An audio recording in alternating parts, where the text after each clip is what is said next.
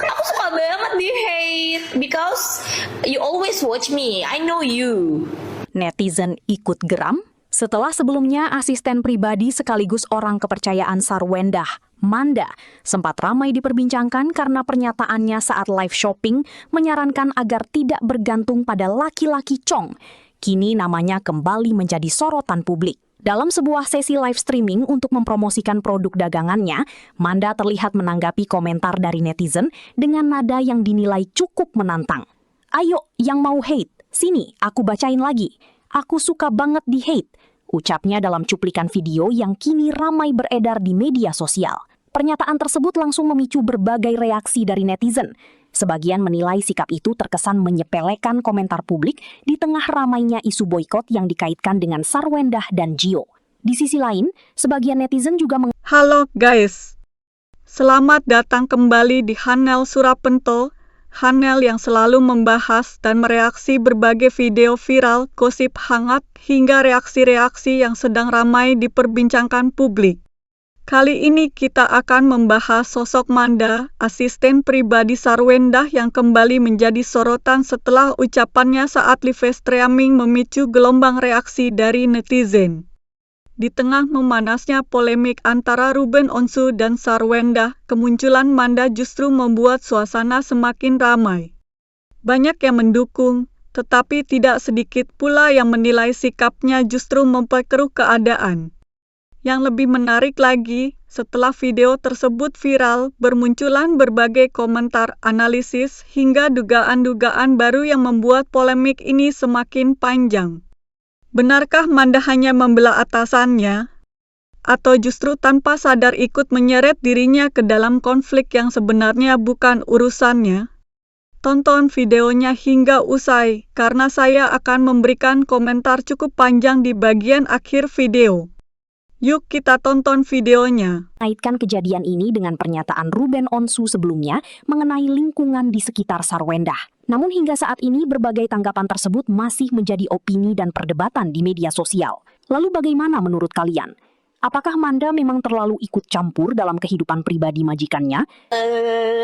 Ayo, yang mau hate, aku bacain lagi. Selain aku suka banget di hate because you always watch me. I know you.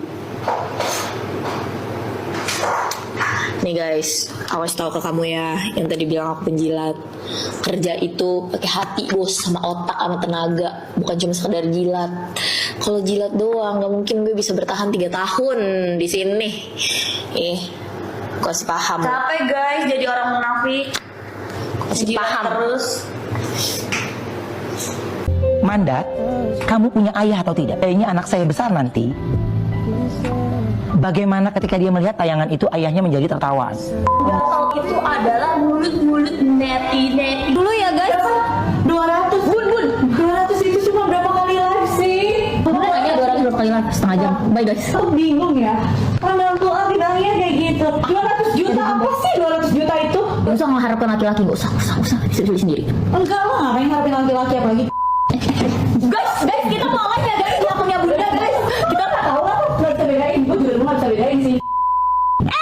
Guys, udah ya guys. Tapi sekarang aku bisa bedain kan dari aku dulu ditipu.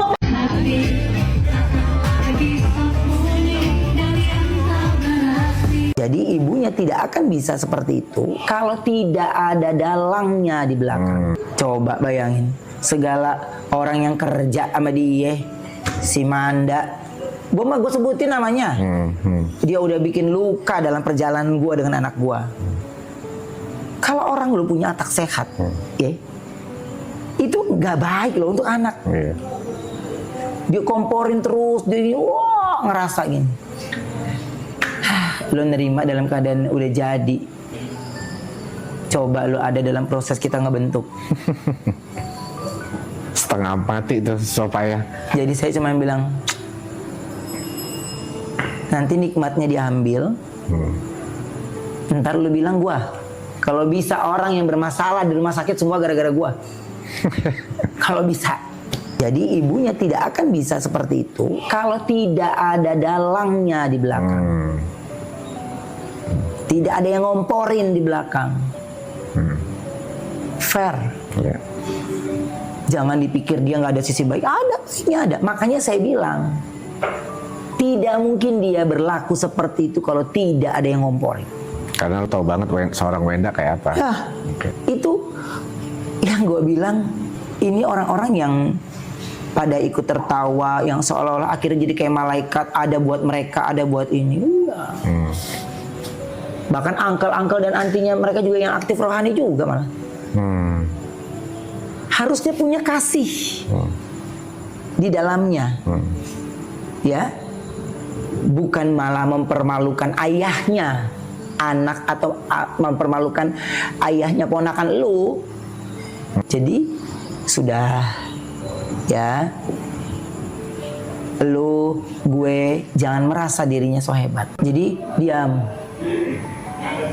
Biarkan saya, bundanya dengan anak-anak itu punya kelembutan hati yang ketika ada pertemuan kami bisa ketawa dan tidak ada close. Hidupin musik beneran apa? Gak enak suara Nigel, Pak. Bagiannya aja beneran, Pak. Terus saya gak bisa berhenti.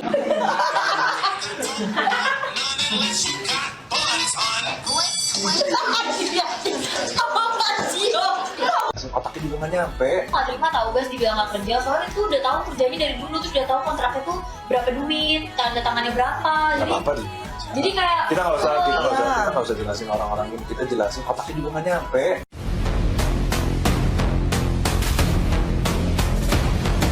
Di tengah memanasnya konflik Ruben Onsu dan Sarwenda, nama Manda mendadak ikut menjadi sorotan publik. Asisten pribadi yang selama ini dikenal dekat dan mendampingi Sarwenda dalam berbagai aktivitas live shopping itu ramai diperbincangkan setelah memberikan komentar terkait polemik nafkah anak.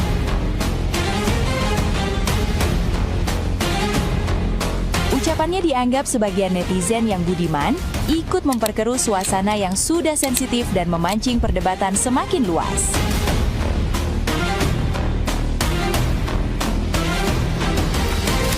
Sorotan terhadap Manda semakin kuat setelah Ruben Onsu menyinggung sosok berinisial M dalam unggahan media sosialnya.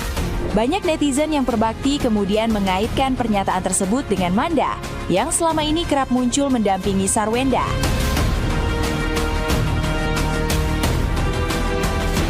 Beragam komentar bermunculan, mulai dari kritik terhadap sikapnya, hingga anggapan bahwa kehadirannya tanpa sengaja membuka sisi lain kehidupan dan dinamika internal yang selama ini jarang terungkap ke publik. Buat yang namanya Manda tuh, lu, biang keroknya lu ternyata. Terus dengan senangnya lu,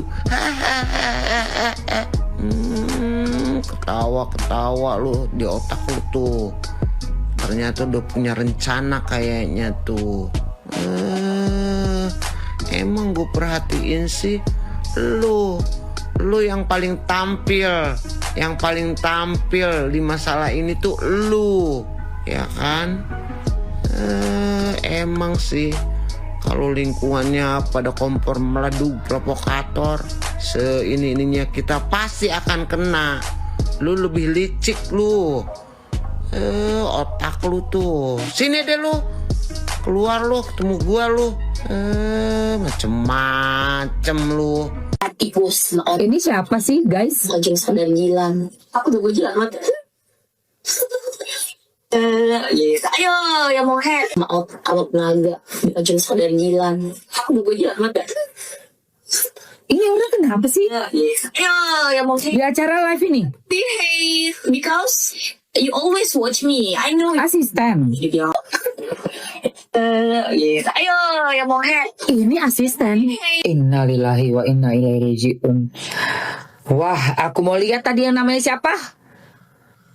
Asisten itu ya. Astagfirullahaladzim. Sumpah astagfirullah. Ini kamu ngapain, Duk? Ngapain kowe kok ngene, Duk? Mak petakilan iki.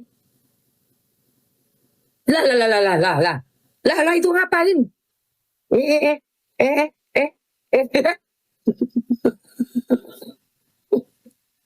Ya Allah. Aku suka banget di hate because you watch me. Hah?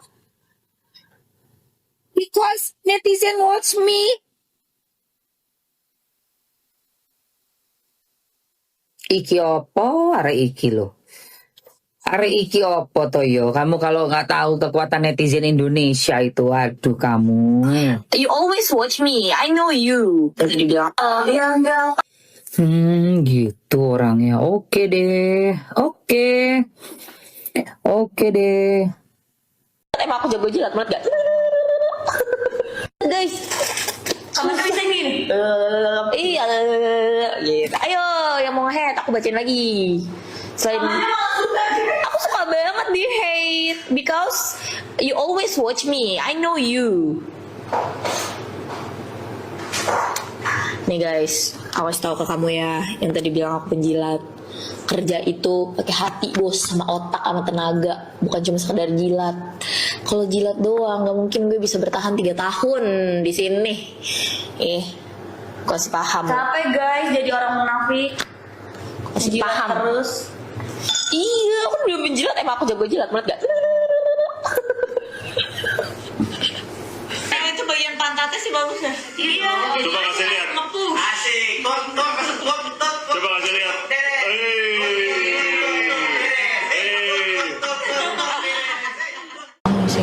Anda dorong dikit, oke. Tuh, mana nurutin netizen. Itu mah dorong banyak. Ya. Bunda pasrah. Gak apa netizen. Kemarin lu nggak mau geser. Nggak mau geser, nggak mau dorong. Ngikutin kata netizen. Kalau yang gini yang didorong Papio guys. Oh gini. Jangan ntar alisnya miring. Saya dorong ya pak. Masalahnya gue kalau dorong dia, ntar gue dikit sama dia, gue mental anjir ke Arab.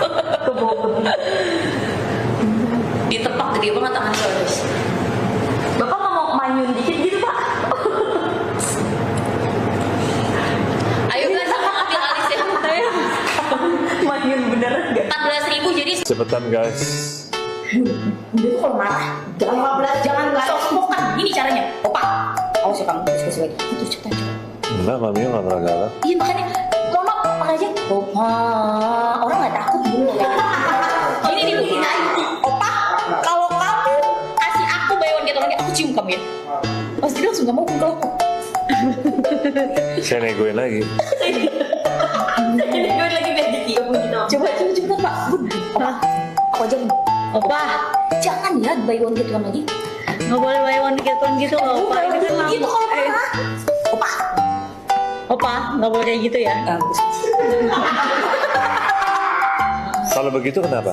Kamu bisa ngapain emangnya? Asik. Kan kayak gitu. Nggak mau.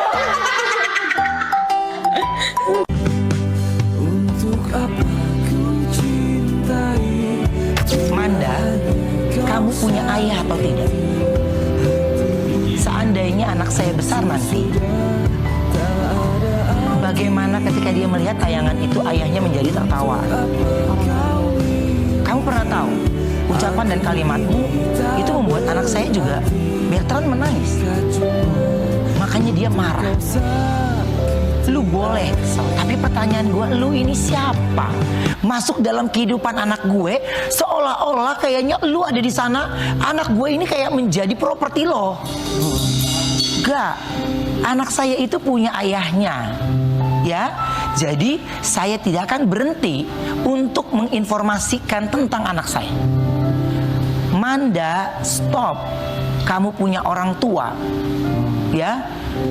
Kamu punya suami nantinya. Kamu punya anak nantinya. Semoga itu tidak nanti berbalik ke kamu. 2 jari gitu. Tuh, kayak begini. Oh, ini tuh namanya edukasi, Bun. Iya benar. Cara yang benar tuh katanya kalau nggak bersihin dari depan ke belakang. Iya, begitu. Depan ke belakang, jadi belakang ke depan katanya nggak bagus soalnya. Nah gitu, jadi satu arah. Kayak gini bersihin. Jangan maju mundur gini. Oh. Dia harus satu arah gini. Gitu. Bersihin. Ya. Karena tangannya Mami gede kan. Kalau aku pakai semua tangan aku terlalu gede tangan aku. Jadi 2 jari aja. 2 jari aja kayak gitu.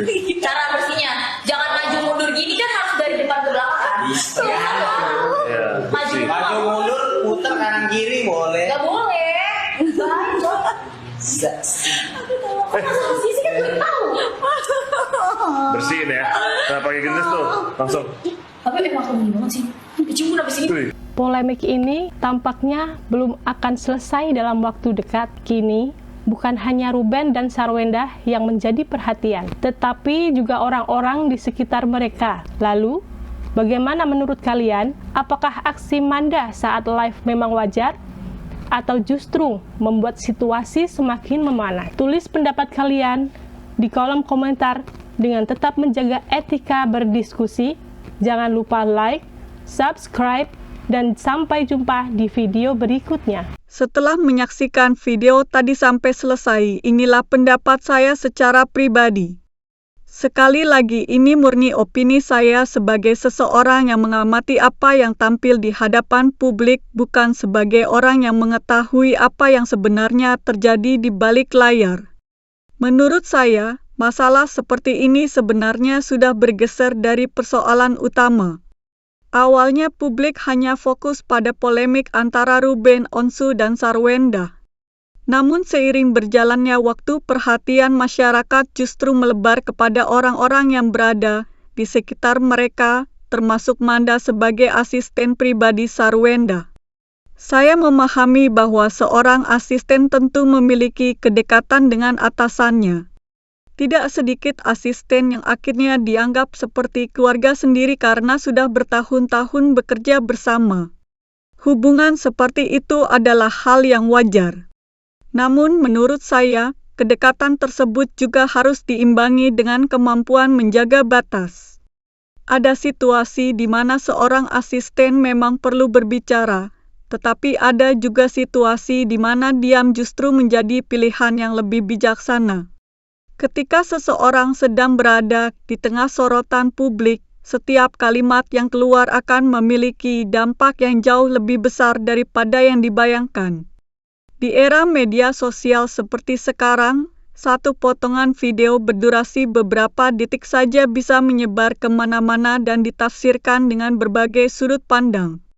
Kalimat yang sebenarnya dimaksudkan sebagai candaan bisa dianggap sebagai ejekan. Kalimat yang dimaksudkan sebagai pembelaan bisa dianggap sebagai provokasi.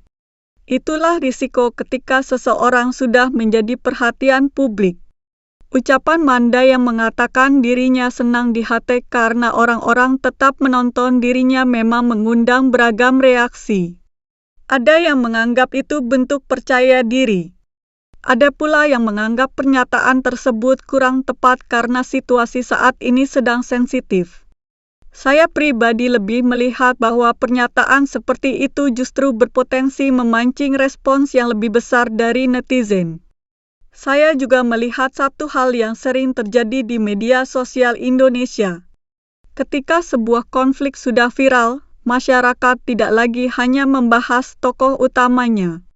Semua orang yang berada di lingkaran tersebut akhirnya ikut diperhatikan. Mulai dari keluarga, teman, rekan kerja, bahkan orang yang sebelumnya tidak dikenal pun akhirnya ikut menjadi sasaran komentar publik. Fenomena seperti ini sebenarnya sudah sering terjadi. Kalau saya menjadi orang yang berada di posisi Manda, mungkin saya akan lebih berhati-hati dalam berbicara. Bukan karena takut kepada netizen, melainkan karena saya tahu setiap ucapan pasti akan direkam, dipotong, lalu disebarkan dengan berbagai narasi. Sekali sudah menjadi viral, kita tidak lagi bisa mengendalikan bagaimana orang lain menafsirkannya. Di sisi lain, saya juga merasa netizen kadang terlalu mudah memberikan penilaian kepada seseorang hanya berdasarkan cuplikan video pendek. Kita tidak tahu bagaimana kondisi sebenarnya. Kita tidak tahu bagaimana percakapan lengkapnya. Kita hanya melihat beberapa detik yang kemudian dibagikan berkali-kali. Karena itu, menurut saya, masyarakat juga perlu lebih bijak sebelum langsung memberikan cap buruk kepada seseorang. Hal lain yang menarik perhatian saya adalah bagaimana konflik pribadi bisa berubah menjadi konsumsi publik. Semakin banyak orang yang ikut berkomentar, semakin panjang pula polemik yang terjadi. Padahal, belum tentu semua komentar itu membantu menyelesaikan masalah. Bahkan tidak sedikit yang justru memperkeruh suasana. Menurut saya, persoalan keluarga sebaiknya memang diselesaikan oleh pihak-pihak yang berkepentingan. Publik boleh saja memiliki pendapat, tetapi keputusan tetap berada di tangan mereka yang menjalani kehidupan tersebut. Kita sebagai penonton hanya mengetahui sebagian kecil dari keseluruhan cerita. Saya juga memahami mengapa banyak orang akhirnya ikut memberikan reaksi.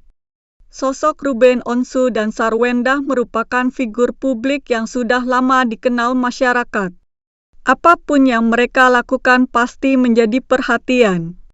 Ketika muncul nama baru seperti Manda dalam polemik ini, tentu rasa penasaran publik semakin besar. Namun, saya berharap semua pihak dapat lebih berhati-hati.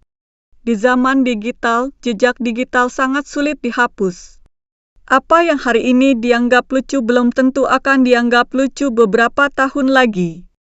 Apa yang hari ini dianggap sepele bisa menjadi masalah besar di kemudian hari. Saya pribadi tidak ingin menyalahkan siapapun. Saya hanya melihat bahwa setiap orang memiliki porsinya masing-masing. Figur publik memiliki tanggung jawab terhadap perkataannya. Orang-orang yang berada di sekitarnya juga memiliki tanggung jawab untuk tidak memperkeruh keadaan. Sementara netizen juga memiliki tanggung jawab untuk tetap menjaga etika dalam menyampaikan pendapat.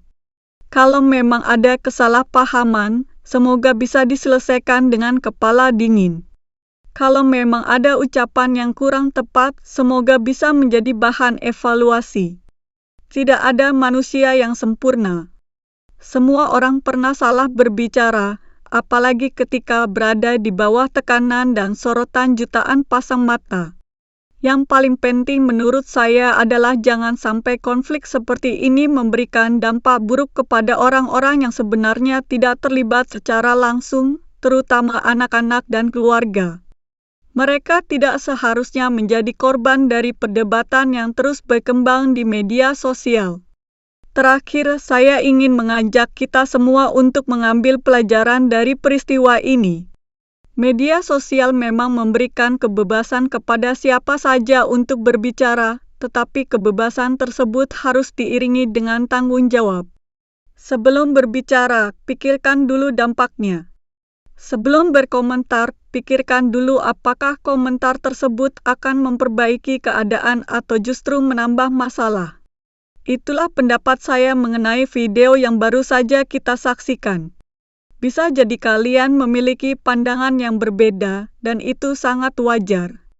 Justru perbedaan pendapat itulah yang membuat sebuah diskusi menjadi menarik selama tetap disampaikan dengan sopan dan saling menghormati. Apapun posisi kita dalam menyikapi polemik ini, semoga kita semua bisa mengambil sisi positifnya, lebih bijak dalam menggunakan media sosial, dan tidak mudah terpancing oleh potongan informasi yang belum tentu menggambarkan keseluruhan kejadian.